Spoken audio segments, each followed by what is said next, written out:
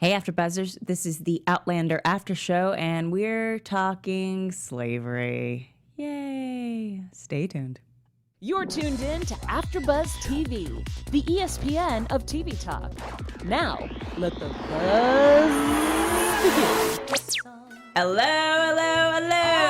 Welcome to the Outlander After Show on AfterBuzz TV. We're talking Season 4, Episode 2, Do No Harm. I'm Adrian Snow and my fellow co-host. I'm Rachel Goodman.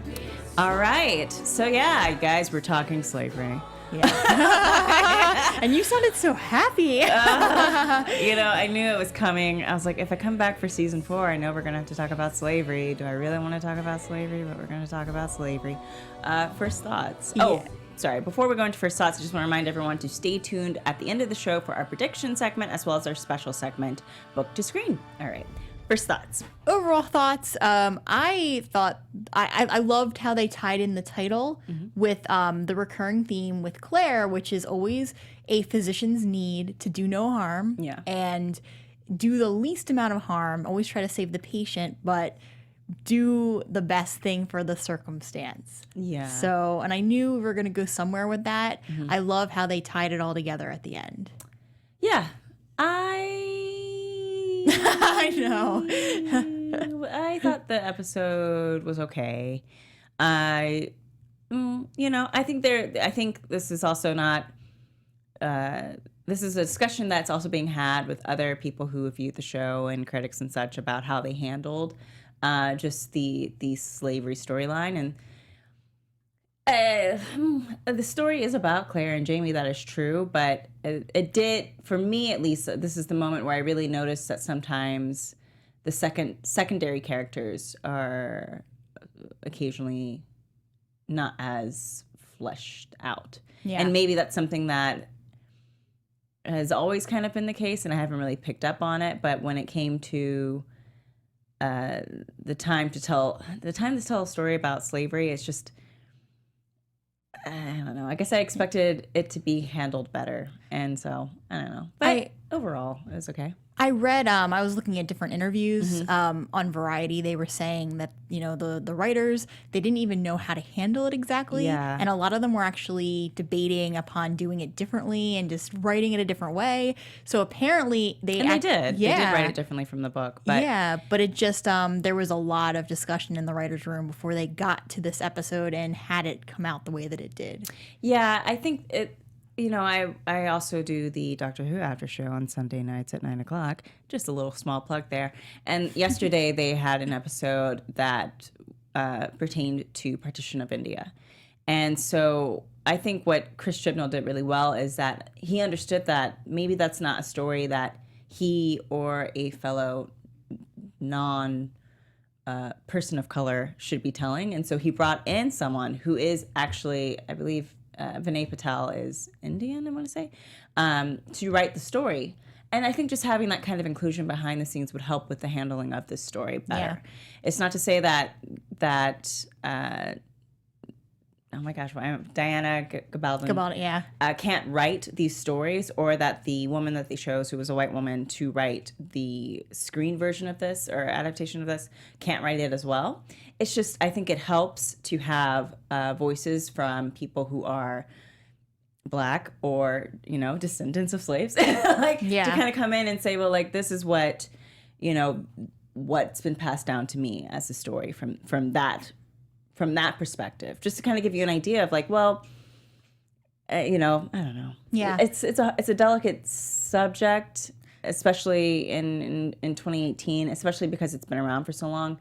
And we've seen so many stories about slavery that exactly. It is hard to pull off. So I get it, but it's also Yeah, I understand that too. And I guess what they were just trying to do was pull it as, I know they kind of, we'll get there, but pull it out as respectably as possible. Yeah, they said that they wanted to keep it as close to the actual book versus kind of bending to any current mindsets, I suppose. But the book was written in 1996, and so that's where I was going with that Yeah. too, is that her books, we're in a different world. So it's Yeah. just not that, just maybe the way that things, not that she was, not that there's anything wrong with how she wrote it, but Yeah.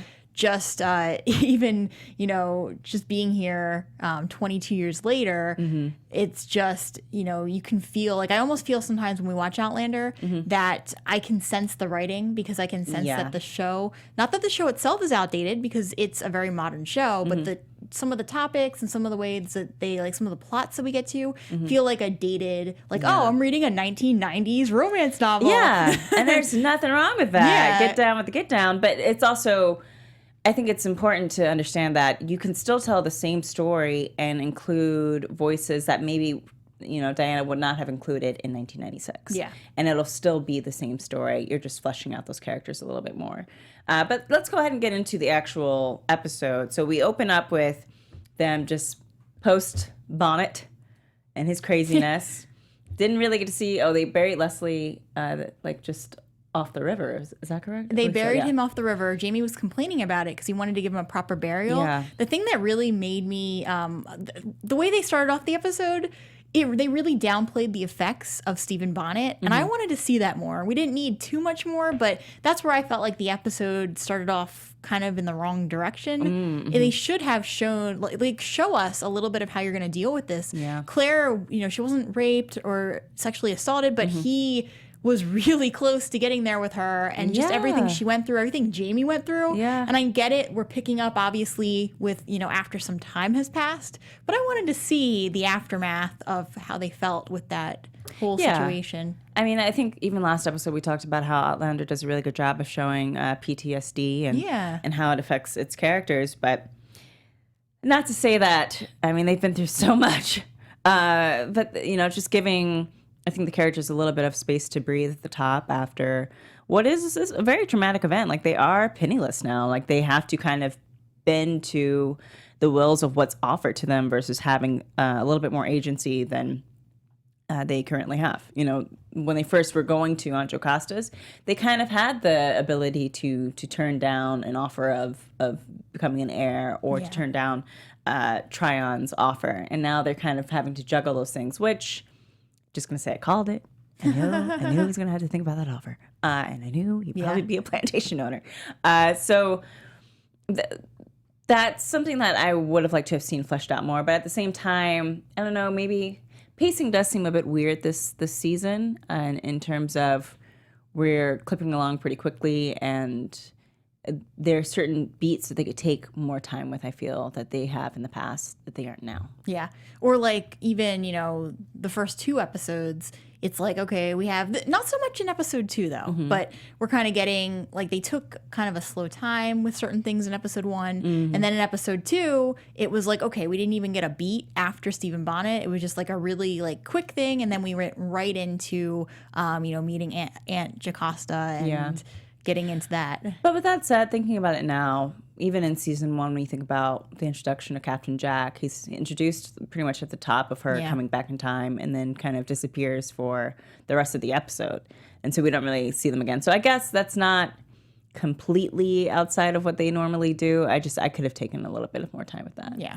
But we do get introduced to Aunt Jocasta, played by Maria Doyle Kennedy, because I could not remember her name last time. Apologies.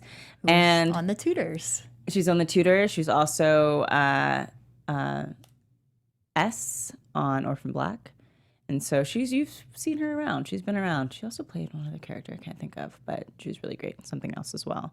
So we're introduced to Aunt Jocasta, and just what was your first impression of Aunt Jocasta? Completely, she completely took me, through me, because from the previews, I was expecting her, and I think I even said this last time, I was expecting her to be really, kind of mean to them, not really understanding. She seemed very sweet, and it wasn't she kind of expected Claire to be the way that Claire was. Yeah. So I liked how Aunt Jocasta was, and even though she wasn't as, obviously Claire is from a different time period, so for Aunt Jacosta's time, she's acting like a normal person in terms of, okay, well, I have slaves. Well, yeah, everyone else. Colonizer. Yeah, I mean, unfortunately, everyone else did too. So it didn't, she was just, an example of someone in her generation. So it doesn't necessarily, I was expecting her to be a much worse person than the person we learned. I thought it was an interesting choice to have her to be so different from Jamie and Ian in terms of mindset. Like, she was much more law-abiding, which I thought was unusual for someone related to Jamie. No offense, but most of his family's like, yeah, damn the law. Like, we do what we want. And so it made me kind of realize, oh, well, maybe she's been, and forgive me for not knowing it. Maybe if you know in the chat, please let us know how long she's been in America. I don't know if we got that information. Possibly we did, but you just in terms of having that mindset switch over, or if she ever had a different mindset to begin with. I mean, we know that the last time she saw Jamie, he was a little boy. Yeah. So that could have been when she left. Yeah. And I think it's slightly different in the books, but we'll get to that at some point. So we are introduced to Aunt Jacosta and her slave Ulysses. Yeah. I'm going to be so uncomfortable calling people slaves the whole season, you guys. I'm going to be like, and her slave Ulysses, and awkward. Yeah. So, and we also get the realization that she is blind or has been losing her sight, which I got to say, I appreciated that wasn't something you caught right off the bat when she was first introduced. I had no idea until she said something. Yeah, until the flowers came and she didn't touch them. I was like, uh-oh. Yeah, is she weird? Is she like, telling young Ian he has to go? Yeah. That's what I thought. Like, she was really insulted by him for some reason and she was going to like shun him. Yeah. but no, she's just a blind old lady. Yeah. So we get that introduction of her, and we get the understanding that she's operating in this land of colonies in North Carolina in 1767. Yeah, I think it was 1767 at this point. And so, are there anything from the chat? We actually have a couple of comments. Let's go in for it. Yeah, so we have a lot of people talking about the book. There are no spoilers, so I'll read the comments. Let's see. Elizabeth Brown just says, hello, they changed it around from the book. Yes. There were quite a few changes, some big and others small. Other things happened in different order. Laurie Stone Haskell said, I read the book so long ago I can't recall what didn't happen and what the order was. Let's see. We have a couple others. Billie Jean says, I wasn't sure, but at times I thought Jamie's aunt was blind. Okay, so she obviously picked up on it. And then Elizabeth Brown says, I missed that they changed Claire and Jamie's clothes for the party. Jamie was supposed to be wearing her husband's kilt. So, yeah. But speaking of, Outlander and people in the chat supporting the show, I just want to let you guys know, with AfterBuzz, our network actually produces after shows for nearly all of your favorite TV shows, not just Outlander. From dramas, reality TV, sci-fi, and more, there's no network that works harder to serve television fans, but we need your help. We're asking that you please subscribe to one or more of our YouTube channels. By subscribing to our channel, YouTube will suggest content that's tailor-made for you, and you'll help AfterBuzz continue to grow. And if you're worried about those pesky notifications, don't worry, because they're optional and you can turn them off and then you won't be bothered. So go ahead, hit that subscribe button now for this channel, and check out our other AfterBuzz channels as well. If you let us know that we did in the comments, we will give you a shout out live on the air. So for now, thanks for being the best fans and for helping us to be the ESPN of TV Talk. ESPN of TV Talk, y'all. Yeah. Follow, so go ahead. rate, subscribe. All of that good stuff. Thank you in advance. Wherever you listen to your podcast. And YouTube. All right, you got to watch it on YouTube. All the faces that are made, it's great. Okay. So we're introduced to Aunt Jacosta and Ulysses, and they're brought into the plantation, and Claire has that moment where she realizes, ooh, shit. Yeah, yeah. I'm in slavery, and I am acting complicit. Yeah. And, I had so many thoughts about, like, well, I don't know how I would handle that. If I were a time traveler, well, one, we all know what happened to me if I time traveled back to 1767, but America. But I had a lot of frustration and then also a lot of empathy for being like, well, she is one single woman in a world where that is acceptable and that is okay, and for her to raise her voice not only as a woman but in support of Black bodies, will essentially mean that she will probably be murdered. And all the Black people she's trying to help will be murdered as well. So it was kind of a push and pull when she has that realization as well. That's the thing for me, is that obviously, I know last season, one of my big things with her was I felt like, not so much with America, because she didn't know she was going to end up in America, but with, obviously Scotland and certain things happening to her. And, I just felt like she should have done more research in general to know her history. Certain things she wasn't aware of that she should have been. And well, she's, for someone who's not, she does raise her daughter in America, but for someone who's not actually American, she does,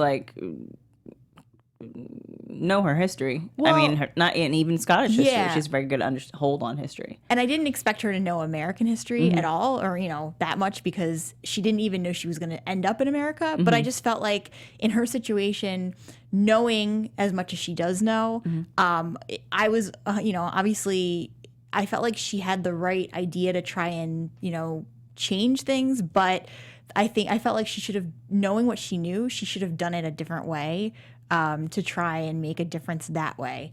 Yeah, I think it's something about, in that type of situation, playing the long game.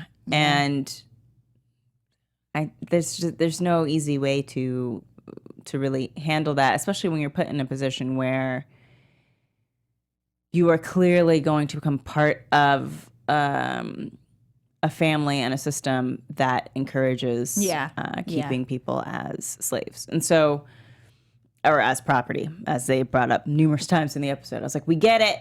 We haven't forgotten. So it was nice, but it was also kind of, it was a little also like of a savior complex of like, well, if I do this one thing, then maybe it won't, though. It won't. You can't really... If you don't have any power in the situation, there's not much you can do. So I understand from both sides. I kind of understand that, well, she had no power, but then also you have no power, so maybe you shouldn't do certain things because you just don't know the world you're walking into. Yeah, you know what I mean? Yeah, exactly. And then the whole thing with, okay, we'll save one person, but it's going to get everyone else killed. Yeah, and that was real, because there's a reason why they hang Rufus at the end, even though it's his dead body. A lot of the times, even, currently, people want to instill fear and keep people in line by having them fear for their safety. Well, if you fall out of line, then no questions asked, you'll probably be raped and murdered, or you'll be tortured and murdered. And so there's always putting that people who misbehave, quote unquote, on display to show that this is the punishment when you are not a good slave. Yeah. But we are jumping, I guess, a little bit ahead. So we have a few introductions of some characters coming up because Jamie and Claire, everybody wants to meet Jamie and Claire. Wherever they go, France, they go to a beautiful party, everybody wants to meet them. Jamaica, beautiful party, everybody wants to meet them. Lots of parties. Lots of parties for some people who don't have any money or really any power, just saying. But so Aunt Jacosta wants to throw a party, and we realize that there's another reason behind the party to introduce Jamie and Claire to some fellow North Carolina. Oh my God, I'm from the South. I should know this. Carolinians, people from Carolina. I want to stick with that. And so, what did you think of that? We were introduced to Farquaad and Lieutenant Wolf. They made them. Obviously I didn't like either of them from, Farquaad and Wolf. Especially when Wolf, not only the issue with slavery, but just in general, Wolf seems to want to, kind of dictate what they're going to do with crops and just kind of dictate the show.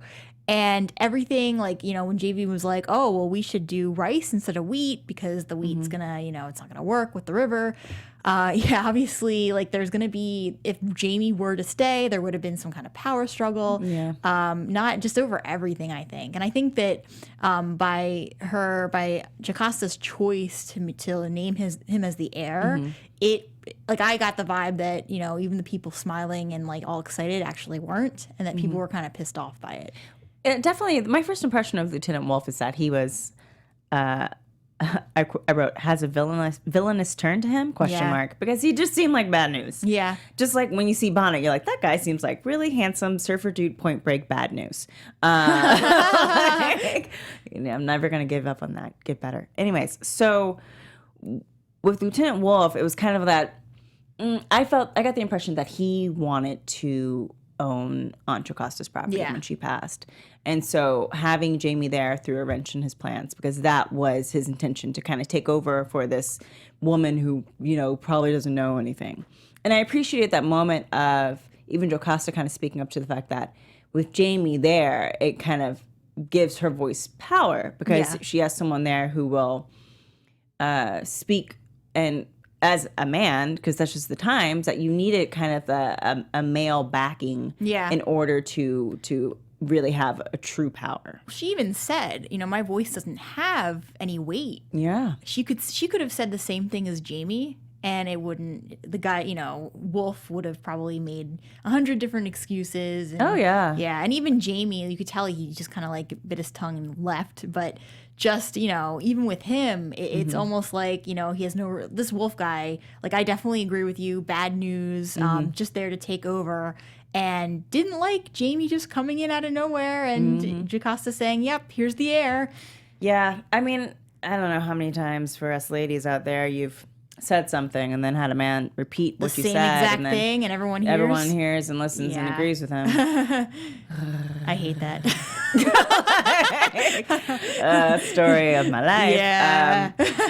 Jeez. But it was nice to have that moment to kind of just register that current of like, there are multiple problems happening in this one scene. Yeah. And not just in terms of slavery, but women's rights. And you kind of see like that.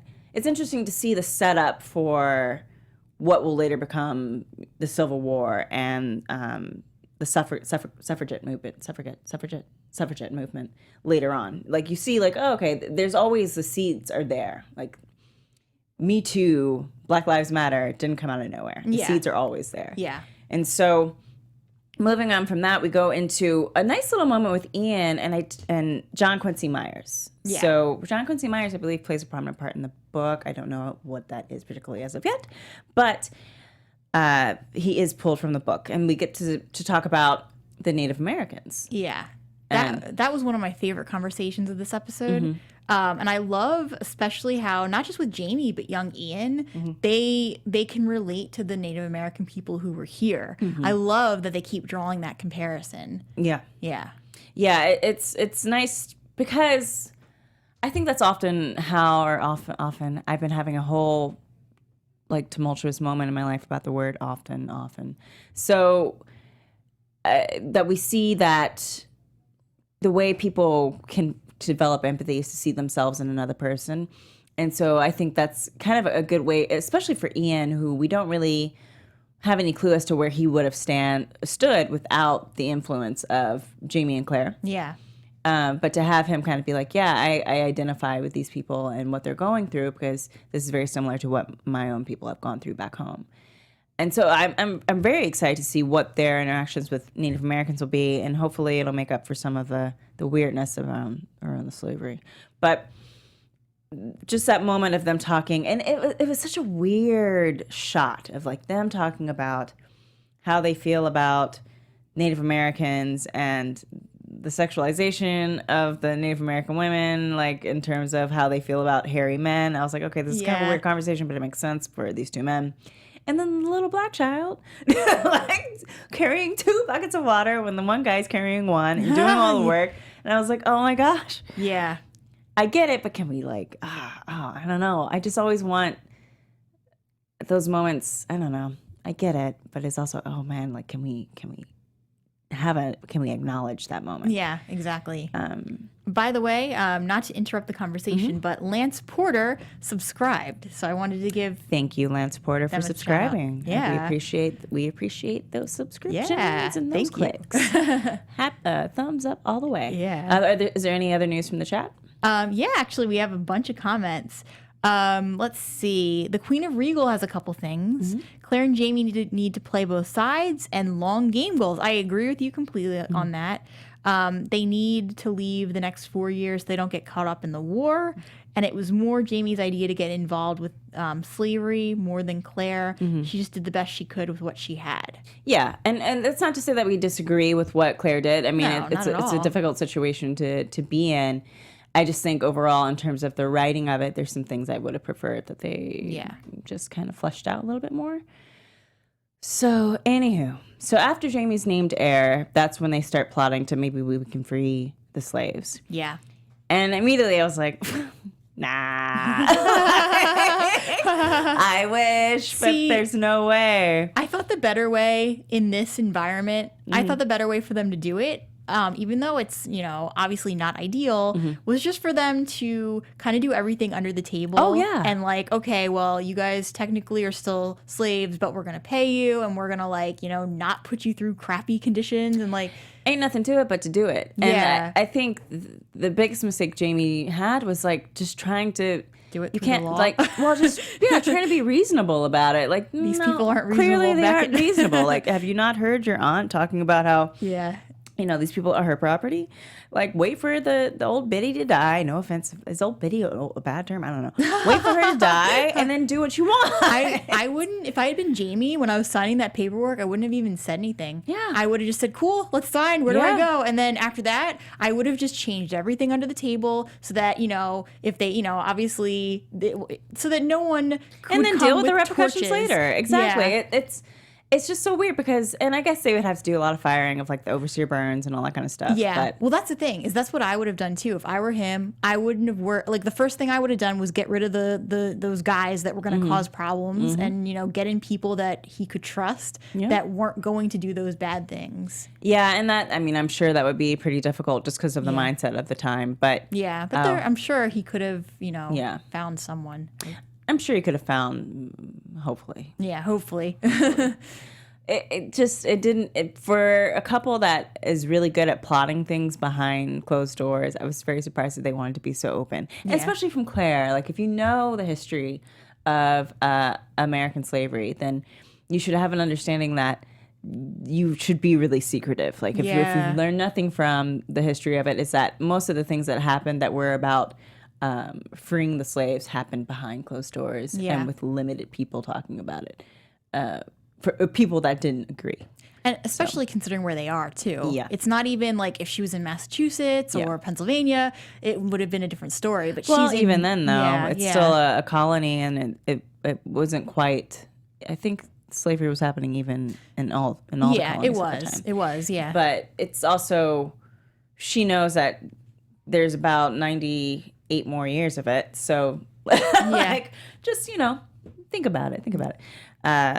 But we're introduced to I guess the biggest part of the story. Well, one, I just want to talk about how there are 152 slaves on that plantation. So when they do talk about wanting to free them, they talk about how it's 100 pounds sterling yeah. to Personally. free a slave. So it would be $15,000 to free every single one. And they have to prove that that slave has saved a life. Yeah. It's all BS. Yeah. It's all BS. Yeah. It's just like dumblaws.com. It's an old website. Look it up. Like where you're like, wait, what? This is illegal? Anyways, are very difficult to get out of. So we end up having the moment, which is kind of the big moment of the episode, where the slave Rufus has done something incredibly reasonable, like cut off Overseer Burns' ear after Overseer Burns whips him. Yeah. Sounds reasonable to me. Yeah. Like, eye for an eye, right? Yeah, Ear seriously. Ear for a slash. Yeah. You probably deserve worse. So. Big deal. And we approach, Jamie is called to deal with it because he's going to be taking over his heir, and Jocasta wants him to handle it. And this is when they learn that the price of breaking the flesh of a white man is death. I don't know. How did you feel about that whole scene? I was kind of like, it's so much bloodier than I feel like it needed to be. But yes. Yeah, I mean, the whole, so, Yeah. So first, when they show up and they find him with this hanger, the hook, I was like, oh my God, like that was, hard enough to see. Mm-hmm. I didn't even buy, like, even before they got there, I didn't buy that someone that Rufus had attacked burns. No, not at all. No. I was like, okay, what really happened? Well, they did say that he hit him. Yeah. That Burns hit Rufus, and Rufus responded by cutting off his ear. Yeah. So yeah, just it was really hard to watch. And then as she was saving him, I kind of knew. I was like, yeah, they're gonna come in for him, and this isn't gonna end well. Yeah. I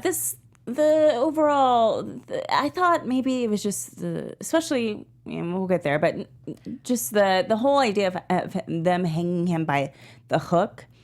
It just seemed like, I don't know, it just seemed like an aesthetic thing. It's like, well, that's how gruesome can we make it? Yeah.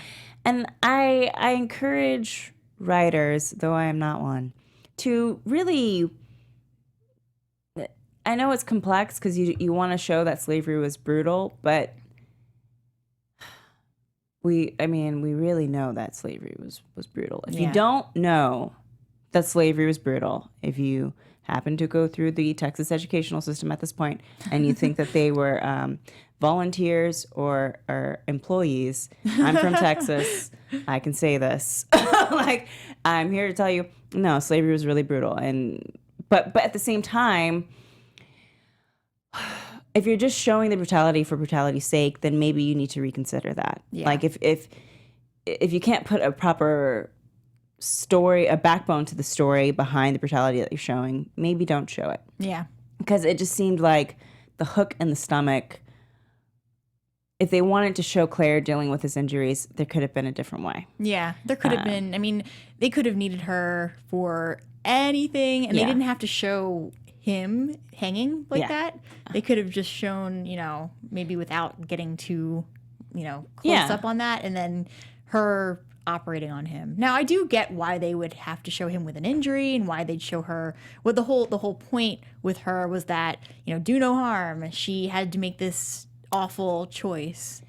Here's the thing. I get that, but if he had been whipped, there could have been injuries that she could have dealt with. She could have dealt with, like, the possibility of infection from it, because that was a real, true, common thing. And it's not to say that slaves weren't hung by hooks, but Claire has also straight up killed people, y'all. Yeah. Like, she's killed people, poisoned people on numerous occasions. So I think if you want to talk about, I think if you're going to bring up the oath that she has, the Hippocratic Oath, then you have to acknowledge the fact that she has, throughout her life, for survival, killed actual people. Yeah. So, Actually, some stuff from the chat. Yeah. So the Queen of Regal liked and subscribed. Done. Thank so we have you. another one. And Elizabeth Brown, I want to give her a retroactive shout out because she's been subscribed for a couple of years. Oh, okay. Well, thank you for being subscribed for so long. We really appreciate that. We really appreciate you guys. I gotta say that Outlander is probably the sweetest fan base that I'm a part of. And thank you guys so much.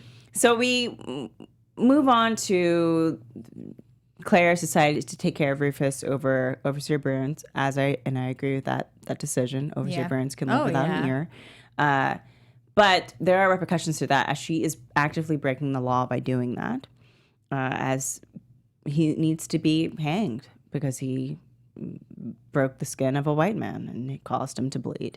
And so, sorry, that's just so wild.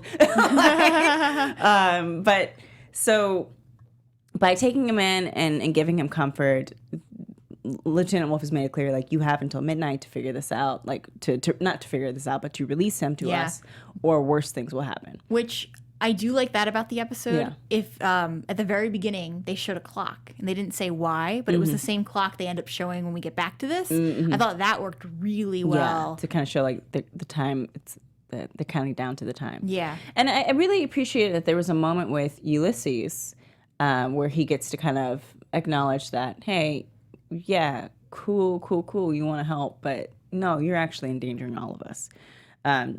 Because the stakes were that real. It only took one person disobeying to annihilate an entire plantation of people, because these people were property. And in terms of that, if you think about it, this is a horrible metaphor, but they thought of slaves as if one goes rabid, if one starts acting out, then we have the right to wipe out the entire group. And when you have that understanding of that mindset, then you really understand the people that you're dealing with. You know what I mean? Yeah, and Ulysses, it was hard this whole episode was hard, but this, especially that moment that he had with Claire, where he's trying to reason with her because he had a really valid point in terms of his own society, his own survival, and the survival of the plantation, and the survival of the other, 151 slaves that they had. It's almost like, okay, well, unfortunately, we have to sacrifice one person to save everyone else. Yeah, and then it becomes. They even said at the end, at the post show, where they talk about how like they were gonna say, well, maybe we should have Rufus say, "Kill me," but then that would take away the choice from Claire. Yeah. And I get that, but at the same time, it's just I didn't like how it's handled. So okay, so let's get to the very end of this. Yeah. So we finally get to the point where Jamie asks Claire to do the thing that she did for Colin, where she poisons him. Yeah. And she takes atropine and she pours it in some tea. And I disagreed with the fact that they did not tell Rufus this is what they were going to do. Like, they discussed it outside of the room. Is that correct? Yeah, they didn't tell him. Yeah. And so, I don't know. I would like to know. Like, if you're deciding my life for me, maybe I would like to know that you're going to poison me. I appreciate that you're saving me from being torn apart, but I would like to know that. Yeah. That was a frustrating thing to see, that they didn't talk to him at all. It was frustrating. Yeah. And I get like Jamie and Claire were in a tough spot too, and I get that. And it's like, I don't know what to, obviously their hands were tied. Yeah. And they knew it wasn't just like they could sneak him out, because if there's no body, Yeah. the rest of they were already throwing things through the windows of, at River Run. Yeah. So they knew that these men with torches weren't playing around. So yeah, I know their hands were tied, but no, I think they should have told him. They should have told him. Yeah. And then when we get to the very end, I will say this: if I go my entire life without seeing a black man hanged on a tree, lynched, it will be too soon. So that was another thing where I was like, you didn't have to show us that. Yeah. Like, you really didn't have to show us that, especially because we're going into our special segment, book to screen. I don't think we have any special music for that yet. We'll get there. Was it? No. Okay. There we go. Oh, I like it's that. so chipper for what we're about to talk about. So if you have been watching up to this point, well, before we go into any final thoughts, because then we're just going to go straight into the end. Yeah. Okay. So we're going to talk about the book right now. So if you don't want to listen, go ahead and tune out. Thank you so much for tuning in. We'll see you later. One thing to say too, Laurie Stone Haskell, she has been subscribed from the beginning. All right. Well, thank you so much. You were here before we were even here. Thank you. So in the books, and bear with me, I'm not going to be as specific as I would like to be, and I'm not going to talk about everything that's different from the book. But a big change from the book is that Rufus, at least, is a little bit more fleshed out in the books. We have a better understanding of who he is as a person. That he is, I guess, quote unquote, mischievous as a slave, or just like doesn't take any shit, which I appreciate. And that Jamie and Claire do not get there in time to actually save him from being hanged, as he is not hung by hook, but actually hanged within the moment that he attacks or hurts Overseer Burns. And the reason that she uses atropine in the book is to stop him from suffering from the process of being hanged, which I thought I would like to see that more. Yeah. Like, if you want to talk, and also it comes later. Good, not either's good, but it comes later in the book, so that we're introduced to Brianna's storyline earlier than waiting till episode 3 to see Brianna. Also, what I've read too is that they were actually there at River Run for 3 months. Yeah. And they shortened it, I think, just to this one episode. Yeah, I think, I know there's a lot in the book. I think the book is like 1,124 pages or something like that. But you can breathe, Outlander. This season, it's okay to give us some breath. Like, it's a lot to pack in. I get that, but it can be a little overwhelming for the audience to go through all these beats and not have any breathing or room to breathe for it. So that's the biggest thing from the book, is that Rufus, I think we get a little bit better understanding of him, which I would appreciate, because as of right now, we don't really, the slaves aren't fleshed out And I don't know if we're really going to have much more time with them. So it would have been nice to give them a few beats to really show humanity, especially when they spend majority of the episode being called property. But yeah, so they arrive too late. She gives the atropine, which I think makes more sense in terms of that still goes in line with doing no harm, because she is doing what's best for her patient. Yeah. And sometimes what's best for your patient is ending their suffering. That's a very controversial statement I just made. Anyways. So yeah, any final thoughts on that? Or Well, no, I mean, just going along with what you said, he was going to die anyway, so there's nothing, to me, there's nothing controversial if someone's already dying from their wounds and you just, quicken it so that it, instead of I don't know how long it would take, a couple hours or less that makes it so that they just fall asleep and they're not in pain anymore. Yeah. I think it would have been a nicer moment, and I think just having the acknowledgement of the slaves as humans, even if it's just for a 1 minute, 2 minute scene, would have made the whole episode a lot easier to digest. Yeah. All right. Well, I think any final messages from the chat before we wrap up? We actually do, and this has to do with the book. So, fair warning, anyone. I think everyone who's not in the book is already tuned out. We actually have a couple comments about his hanging. It was actually Billie Jean Girl 24 says that they hanged him. Here he goes. Bernadette actually says, no, pretty sure he was impaled with the hook in the book. Oh, even in the book? Okay. And Elizabeth Brown says, yes, he was. Lynn Lawson says, yes, he was hooked in the book. Thank you guys so much for letting us know about that. I'm currently working on getting the book so I can actually catch up and read. So if it's a little ship-shoddy right now with the segment, I apologize. I'm working on it. All right. Well, that clarifies that. Thank you guys so much for tuning in. We're going to do a quick round of predictions and then wrap up. AfterBuzz TV prediction. I'll wait for that. Yeah. So, I mean, this is kind of coming from the previews, but obviously we know from that they are leaving River Run. Yeah. I still think they're going to run into Bonnet again. Oh, yeah. And not only that, but we saw some things with Brianna. So my prediction, as someone who has not read the books, is that she is going to maybe accidentally time travel back and end up running into Jamie and Claire. Yeah. Yeah, I would agree with that statement. Yeah. We are getting Brianna back. Brianna. Your favorite. Yeah, she's my favorite. So I do think it's going to be interesting to take a break. Oh my God, let's take a break from America and go back to Brianna in the 60s, 70s, and really catch up with them. I think that'll be fun to see. And then also, I would like to see if they're going to take on Tryon's offer before they just go west. And I don't know how west they can go at this point, but it'll be fun to see. All right, that wraps up this episode of Outlander on AfterBuzz TV. Where can they follow you? I'm Rachel Goodman. You can find me on Instagram or Twitter at Rach Goodman. You can also find me on the Ray Donovan AfterBuzz TV show on Sundays at 7 and the Young and the Restless AfterBuzz TV show on Sundays at 5. All right, and I'm Adrian Snow. You can follow me on Twitter and Instagram at Miss Adrian Snow. I just want to also let you know that we are moving to Sunday, this Sunday, so we will be on here at 8 o'clock right after the airing, so you won't have to wait a day to see us. I'm also on Doctor Who at 9 o'clock on Sundays, and you can catch me on Lore potentially this Wednesday at 9. All right, guys, thank you so much for tuning in, and we will see you actually this Sunday. So not even next week. Our founder, Kevin Undergaro, Phil Svitek, and me, Maria Menounos, would like to thank you for tuning in to AfterBuzz TV. Remember, we're not just the first, we're the biggest in the world, and we're the only destination for all your favorite TV shows. Whatever you crave, we've got it. So go to AfterBuzzTV.com and check out our lineup. Buzz you later. The views expressed herein are those of the hosts only and do not necessarily reflect the views of AfterBuzz TV or its owners or principals.